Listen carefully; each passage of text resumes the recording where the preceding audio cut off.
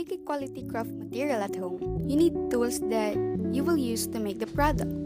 But, are you using the appropriate tools? You might say it doesn't matter as long as you have your tools, you're good to go. There's a reason why you call them appropriate tools, because they're designed for each task. Sometimes it's not really necessary to use the tools when you can find other ways to complete the same work that the appropriate tools would provide.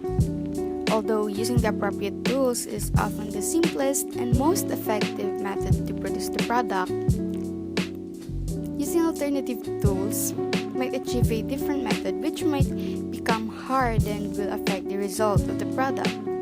Scissors, for example. Scissors are helpful in origami making. The scissors' purpose is to easily cut paper to resize the paper you'll use in origami making. But what if you don't have scissors to use? So you used a knife as an alternative tool for scissors because you believe that this can also cut paper but not the same as the way scissors cut paper.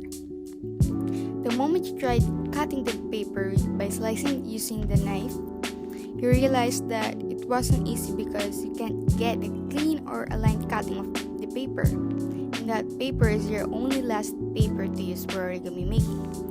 We all know that there's no origami when there's no paper. So then, you used a newspaper as an alternative paper or as an alternative for paper where the newspaper worked well but not the tool you're using to cut the paper. Those kind of situations, we could or can't tell that it's okay to use an alternative tool and material. But we must make sure that this would not cause difficulties in doing the job and affect the result of the product. Whereas, there are alternatives that can be good and make the product's result even better, or the opposite could happen. Above all, there are appropriate tools that are really important and cannot be replaced when making the product to achieve the same result.